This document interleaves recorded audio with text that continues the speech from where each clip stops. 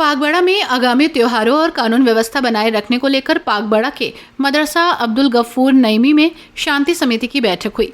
बैठक में CO highway Ankit Kumar विशेष रूप से मौजूद रहे। इस दौरान पागबड़ा की विभिन्न मस्जिदों से आए इमामों और मस्जिद कमेटी के पदाधिकारियों ने अपनी राय रखी और सौहार्दपूर्ण माहौल बनाए रखने पर जोर दिया।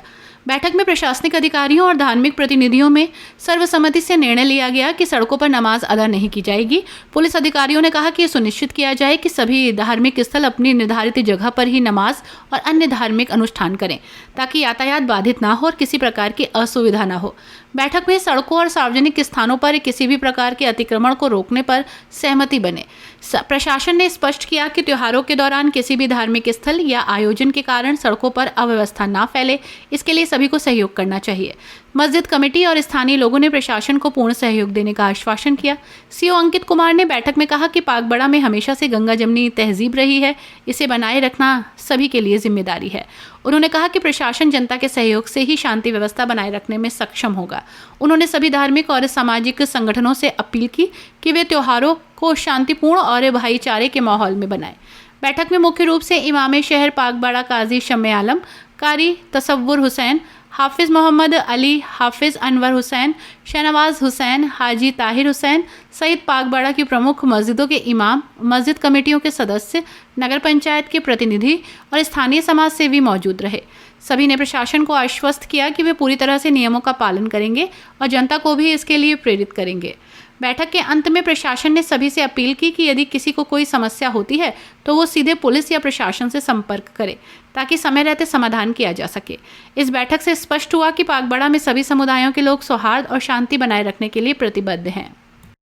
दूसरी चीज क्या करें, जो उसके पहुंच वाले जो लोग हैं, विधायक, सांसद, मंत्री, नेता, जो भी उनको कराएगा, जब सारी चीजें रिकमेंडेशन उसकी खत्म है तब जाके चावल करवाना है। यानी एक कांस्टेबल को चावल करने में आधे घंटे लगते हैं। दूसरी टिकट हमेशा कहाँ लगी होती, हमारा कांस्टेबल सुबह से लेकर रात तक 12-14 घंटे लगातार खड़ा रहेगा। आदमी चेकिंग करेगा, उच्चेक करेगा, तब चावल करेगा, वो उसका 1 रुपये जेब में ले जाना।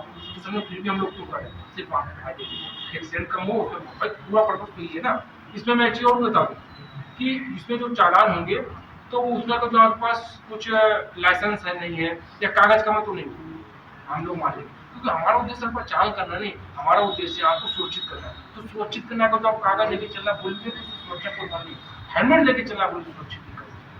तो इसलिए आपको अगर जो आपको लगता है साहब पुलिस केवल इसलिए चालान करती है उसे कुछ चाहिए तो बात है, हम इतने कागज मान लेंगे आप दिखाई नहीं पाओगे। लेकिन मैंने क्या कहा, अगर जो कागजों से कोई कागजी चालान आ जाए तो आप उनको उसे टाइट कर दूंगा। लेकिन हेलमेट को कोई भी नहीं चाहिए, हेलमेट में कोई कंप्रोमाइज नहीं, कोई इसमें सिफारिश नहीं, कुछ भी नहीं। आप एक बार लाइसेंस भूल जाए हम आपको छुट्टी में छुड़वा देंगे। इस पे ठीक है, हेलमेट पे पिकट हमेशा लगेगी मेन जगह, लोग अंदर हम लोग तो जाते हैं। मतलब दूसरा पॉइंट था ट्रैफिक को लेकर, उसी के साथ ने काफी जो 22 तारीख में थाने में मीटिंग हुई थी उसमें भी ये बात रखी थी ट्रैफिक को। तो हमारे यहाँ होता क्या है, जो हमारा नौजवान तबका है, यंग मैन, वो अक्सर बेशतर तेज गति से जाहिर सी बात है गाड़ी वगैरह चलाते हैं।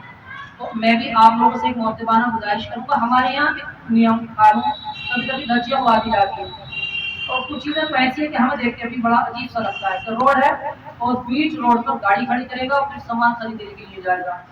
और एक चीज़ तो आप लोगों ने अपनी माथी की निगाहों से खुद देखी होगी कि हमारे यहाँ लेफ्ट में चलते हैं, लेकिन हमारा जो छोटा बच्चा होता तो उसको हम राइट हैंड, यानी उसको जो हम चलाएंगे रोड पर तो हम नीचे चलेंगे और दाहिने तरफ उस बच्चे को लेकर के चलते हैं।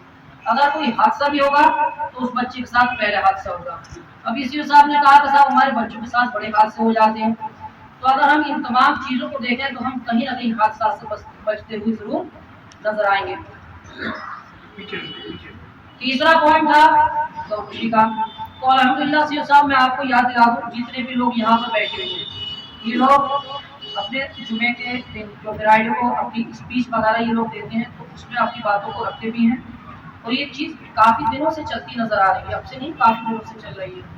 ईद उल अज़हा का मौका हो तो उस वक्त भी हम लोग बाकायदा एक ऐलान करते हैं, हम लोग खुद भी ऐलान करते हैं बाकायदा। और अल्हम्दुलिल्लाह काफ़ी अगर कोई शरारती तबका, कोई अगर सर पसंद कोई ऐसा अमल कर ले तो उसके लिए तो हमें कुछ मालूम नहीं हो पा रहा, इन लोगों की आवाज़ बराबर इन लोगों ने भले से ना कहा है, लेकिन ये लोग बराबर इस बात को अमल में लाते हैं और बराबर कह देते हैं, ऐसे नहीं कि इसकी इजाज़त दे रहे हैं। अपनी अपनी एक आस्था है। बेहतर हमारा जो काम दूसरे तरीके से चल रहा है, उस तरीके से हम अपना काम चला भी रहे हैं। ऐसे नहीं कि हम अपने काम को ना चला रहे हैं, बराबर हमारा काम चल रहा है। तो ये लोग मिंबर रसूल से खड़े होकर बाकायदा ये ऐलान करते भी हैं, और इनका ऐलान जाहिर सी बात है कि अगर हम जामा मस्जिद से कोई ऐलान करेंगे तो हमारा ऐलान बस्ती में पहुंचेगा इंशाअल्लाह।